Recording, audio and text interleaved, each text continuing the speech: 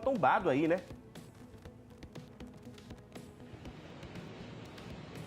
Isso mesmo, Marvin. O caminhão continua tombado. Eu vou explicar a situação porque ela tem diversos desdobramentos.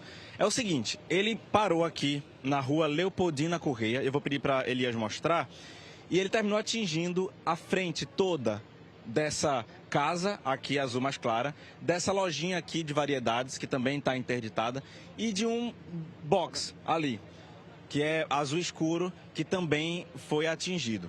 Esse caminhão, ele veio desgovernado por uma ladeira, que fica na rua Juvino Pereira, que é essa daqui, ó, onde o pessoal está parado, está observando. Ele vinha dessa ladeira. Se você observar, ela é alta, certo?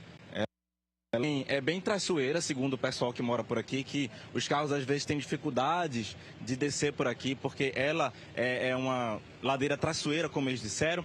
E aí ele veio desgovernado por essa ladeira, perdeu o controle. Se Elias puder, eu vou pedir para Elias mostrar aqui as marcas de freio no chão. Tá vendo? O caminhão tentou frear e aí ele bateu ali no meio-fio e terminou tombando, batendo aqui no muro dessa casa. Marvin, eu tô aqui com a Silvana Maria Barbosa, que é dona da casa que foi destruída. E eu estava conversando com ela antes da gente entrar ao vivo e ela falou que estava dormindo no momento em que tudo aconteceu. Dona Silvana, como foi? A senhora ouviu o barulho, acordou? Como é que foi enxergar e ver que a casa estava desse jeito? Sim, eu estava dormindo quando de repente eu escutei um barulho enorme. Então eu me levantei desnorteada, sem saber o que estava acontecendo. Na minha cabeça eu achava que a escavadeira tinha descido de ré e tinha atingido a minha casa, como aconteceu isso há 2 meses atrás. Que ela desceu de ré aqui dessa ladeira e quase atinge minha casa. Eu tenho uns fotos, né, e posso provar que isso aconteceu. Então, me acordei atordoada, eu e meu filho, que estava em casa dormindo, e quando eu vi só foi a poeira dentro de casa. E o grito do rapaz, do filho do rapaz que morreu. Eu conhecia ele era uma pessoa maravilhosa, sempre conversava aqui com a gente, né? Inclusive, que pena que aconteceu essa fatalidade, mas poderia ser pior, porque aqui, essa calçada aqui passa muita criança e horário de escola, né?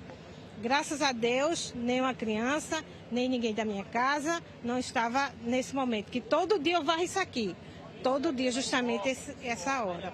Mas, graças a Deus, não aconteceu nada, não. Entendi, dona Silvana. Marvin, a gente também conversou com um dos pedreiros. Eu vou falar de pedreiro porque é o seguinte. Aqui eu vou pedir para Elias mostrar, está tendo uma obra que está sendo feita aqui em cima. Você está vendo a escavadeira aí, está sendo feita uma obra. E aí o homem que morreu, ele foi identificado como Jorge Mendes da Silva, de 53 anos. Ele era um dos trabalhadores, um dos pedreiros, que acabou falecendo. Quando o caminhão virou, a cabine do caminhão caiu por cima dele e ele não resistiu. Uma outra pessoa também, Edivaldo Ferreira Gonçalves, ele ficou ferido na perna. Mas uma pessoa que testemunhou esse caso é o Josias Alves de Lima, que também é pedreiro e era amigo do Jorge Mendes, que acabou falecendo. Josias, me fala o seguinte, você estava aqui no momento em que viu o caminhão. Como é que o caminhão veio descendo a ladeira? Como foi? Descreve pra gente o momento. Eu estava ali em cima, trabalhando lá em cima, e quando eu vi o pessoal gritando, ó o caminhão, vamos sair, vamos sair. Aí saiu 2, né, 3, e o outro correu para frente, né? Não deu tempo, porque veio lá de cima da ladeira, aí deu um tombo aqui, e cheio de cerâmica, e deu um tombo e a carga foi todinha de lado, e caiu em cima do meu companheiro, né? Deu uma morte fatal, né? Aí não tem como jeito, a gente foi lá, mas não tem jeito acudir para salvar ele. O peso era grande demais, né? Caminhão pesado, não tinha como. Entendi. Marvin, o homem que morreu, o filho dele estava aqui na hora do acidente. E aí ele chorou bastante, ficou desesperado.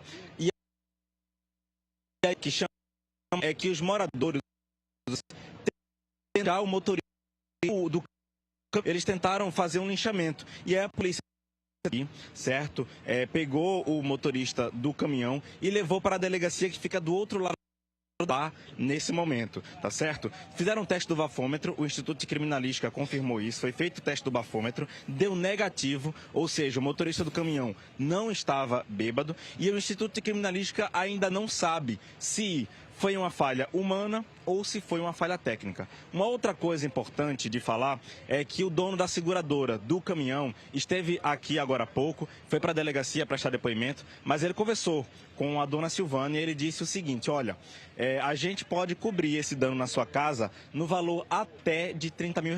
Passando disso, é só com o dono do caminhão. O caminhão pertence ao armazém que fica aqui perto. Não é essa o caminhão. A gente está aqui aguardando, tem óleo aqui derramado, o caminhão está aqui tombado, a cerâmica do outro lado também está toda destruída, a casa destruída, o cenário é terrível e a gente se sente mal, né, por trazer uma notícia tão triste para a população, infelizmente com uma morte e uma pessoa ferida e uma família que teve a casa destruída por um acidente e que não sabe como é que vai ficar, como é que vai reconstruir, né, a casa que a pessoa lutou tanto para ter. Voltamos com você, Marvin.